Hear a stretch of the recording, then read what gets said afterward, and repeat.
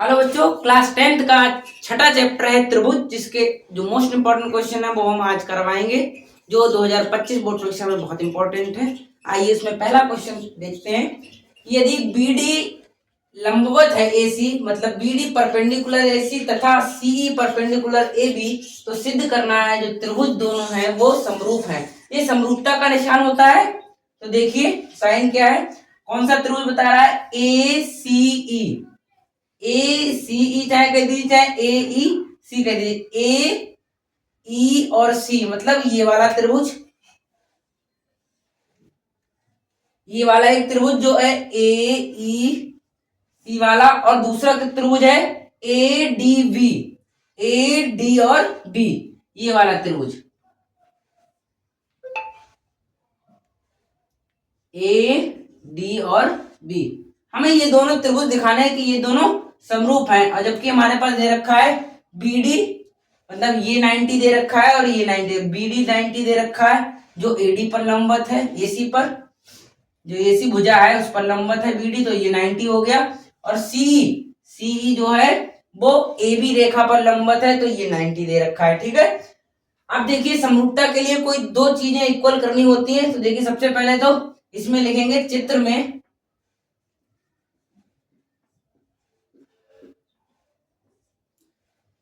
जो त्रिभुज ए सी ई में क्या है, त्रिभुज ए सी ई में क्या है, कोण ए ई सी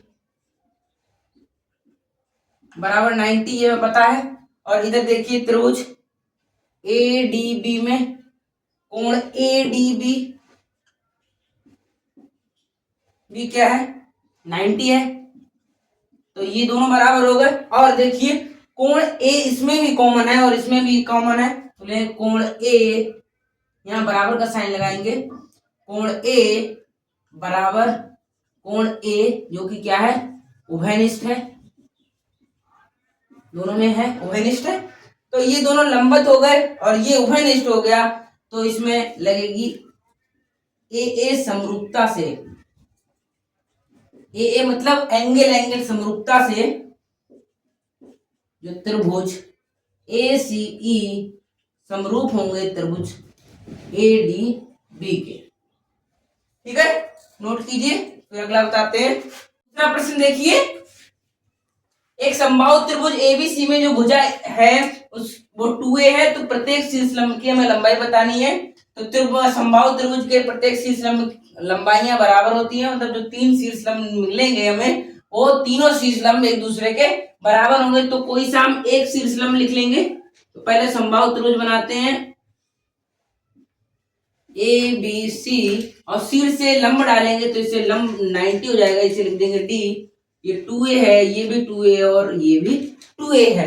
किसी भी शीर्ष से डाला गया लंब सामने वाली भुजा को समद्विभाजित करता है, ये एक प्रमेय है। तो यहाँ पर ये भुजा ए हो जाएगी, ये भी ए हो जाएगी। ठीक है, अब देखिए क्या होता है। तो यहाँ लिखेंगे भी चित्र में त्रिभुज ए बी सी समबाहु त्रिभुज है, जिसमें जो बीडी है बराबर है बीसी के, बराबर है 1/2 BC। तो ये क्यों 1/2 BC है, यहां लिखेंगे भी कि शीर्ष से डाला गया लंब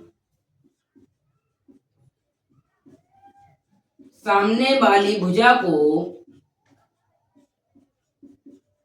समद्विभाजित करता है।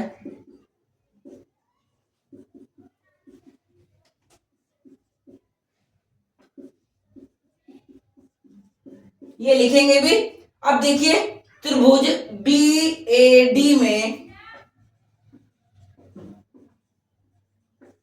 बीएडी में क्या है, पाइथागोरस प्रमेय लगाएंगे। तो क्योंकि ये 90 है, तो देखिए पाइथागोरस प्रमेय होती है कर्ण का स्क्वायर बराबर, कर्ण क्या है, ए बी का स्क्वायर बराबर होगा BD square plus AD square.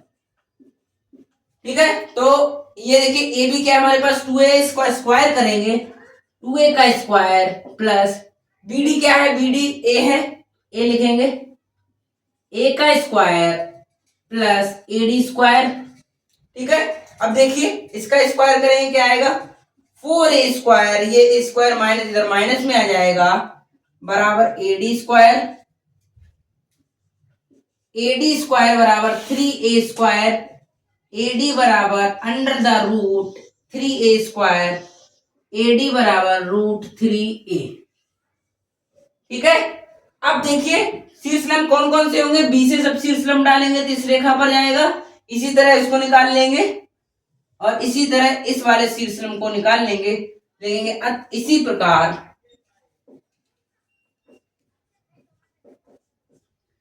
समबाहु त्रिभुज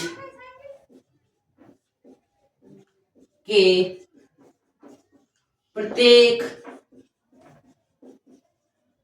शीर्ष लंब की लंबाई बराबर कितनी जाए √3a। नोट कीजिए,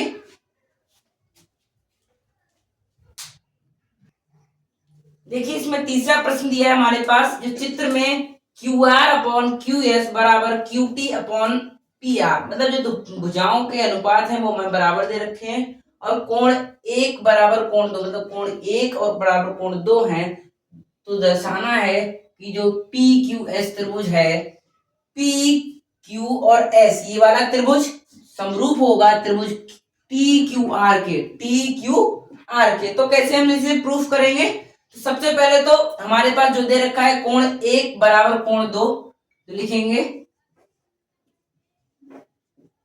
चित्र में दिया हमारे पास कोण 1 बराबर कोण 2 के।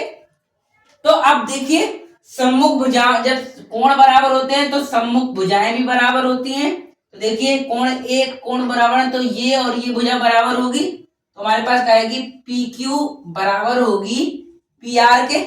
ठीक है, अब देखिए अब क्या होगा, ये वाला लिखिए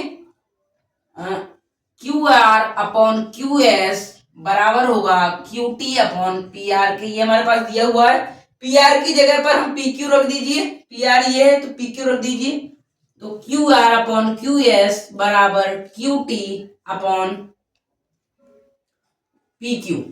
ठीक है, अब देखिए हमें त्रिभुज कौन सा PQS, मतलब PQS ये वाला त्रिभुज, ये वाला त्रिभुज, ये वाला त्रिभुज और TQR बड़ा वाला त्रिभुज TQR और ये PQS, ये हमें त्रिभुज क्या करने हैं, समरूप दिखाने हैं।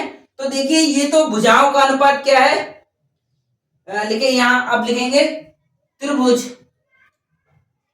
PQS तथा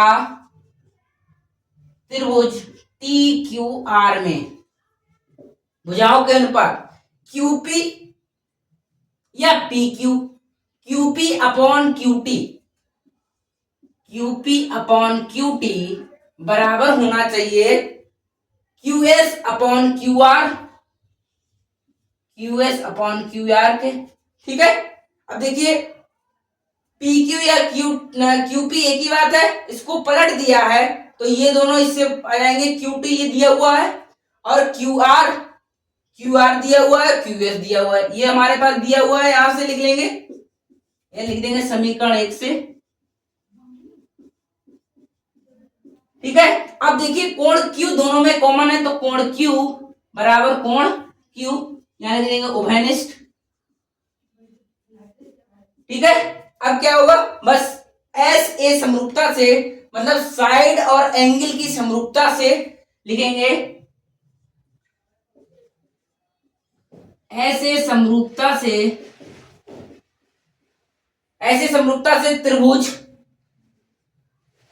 PQS समरूप होंगे त्रिभुज TQR के। ठीक है, कि एक कोण हमारे पास उभयनिष्ठ आ गया, यानी कि बराबर आ गया और भुजाओं के अनुपात बराबर आ गए, तो इसका मतलब हमारे पास जो दोनों त्रिभुज हैं वो एक दूसरे के समरूप होंगे। नोट कीजिए। देखिए इसमें चौथा प्रश्न है जो मोस्ट इंपॉर्टेंट है इस बार के लिए। सिद्ध कीजिए कि किसी त्रिभुज की दो भुजाओं के मध्य बिंदुओं को मिलाने वाली रेखा तीसरी भुजा के समांतर होगी।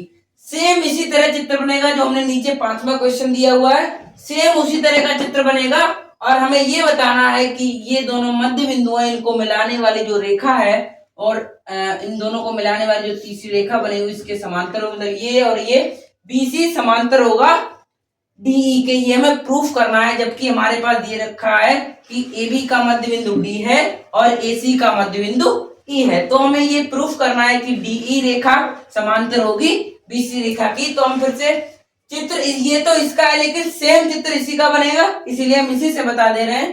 तो चौथा देखिए चित्र में हमारा दिया क्या क्या है, AD बराबर DB और दिया है AE बराबर BC। ठीक है, अब देखिए इधर अगर 1 से मल्टीप्लाई करते हैं, इधर भी 1 से मल्टीप्लाई करते हैं, तो मल्टीप्लाई में इधर डिवाइड में कर दे तो AD बटे DB बराबर 1, इधर भी ऐसे ही AE बटे BC बराबर 1। इन दोनों से क्या है, 1 दोनों में है तो इन दोनों को बराबर कर दें, AD बटे DB बराबर AE बटे BC। ठीक है, अब दो भुजाओं के ये अनुपात हैं वो हमारे पास बराबर हैं, AD बटे DB बराबर AE बटे EC। तो थेल्स के विलोम से, थेल्स जो मैथमेटिशियन है,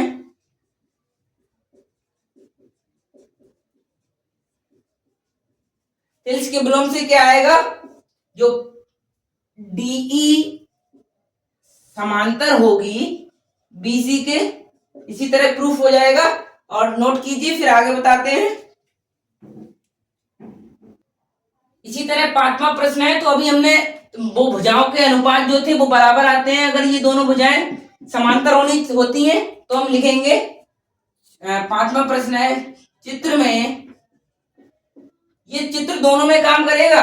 ठीक है, तो देखिए चित्र में जो DE भुजा है वो समांतर है BC के, हमारे पास दिया हुआ है। तो इससे क्या होगा, थेल्स के विलोम से,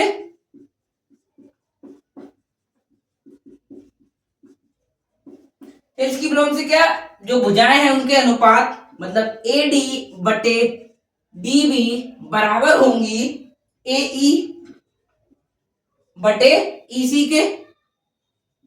ठीक है, अब हमारे पास सबकी वैल्यूज रख दीजिए, आपके पास x की वैल्यू आ जाएगी। तो देखिए AD क्या है x बटे DB क्या है x माइनस 2 बराबर, अब AE क्या है हमारे पास x प्लस 2 अपॉन EC क्या है x माइनस 1। क्रॉस मल्टीप्लाई कर दीजिए, तो देखिए इसकी जब मल्टीप्लाई करेंगे तो आएगा x माइनस 1 बराबर x माइनस 2 और x प्लस 2। तो सबसे पहले देखिए इसकी गुणा करेंगे तो आ जाएगा x स्क्वायर माइनस x बराबर a minus B, a plus B, a square minus B square, मतलब 2 का स्क्वायर। x स्क्वायर से x स्क्वायर कैंसिल हो जाएगा तो माइनस x बराबर आ जाएगा माइनस 4, x बराबर हमारे पास 4 आएगा, x की वैल्यू आ जाएगी 4। नोट कीजिए। आज के लिए बस इतना ही। आगे आने वाले दिनों में जो इंपॉर्टेंट चैप्टर रह गए हैं उनमें जो इंपॉर्टेंट क्वेश्चंस हैं जो इस बार की बोर्ड परीक्षा में जरूर आएंगे उनको हम आगे डिस्कस करेंगे, और आगे आने वाले दिनों में हम मॉडल पेपर भी कराएंगे। इसीलिए इस चैनल को सब्सक्राइब कर लें और ज्यादा से ज्यादा इस वीडियो को अपने दोस्तों के साथ शेयर करें, इससे आने वाली बोर्ड परीक्षा उनकी अच्छी जाए। और इस चैनल को सब्सक्राइब कर लें, सब्सक्राइब करना ना भूलें, जिससे आगे आने वाली वीडियोस का नोटिफिकेशन आपके पास पहुंचता रहे। Thank you.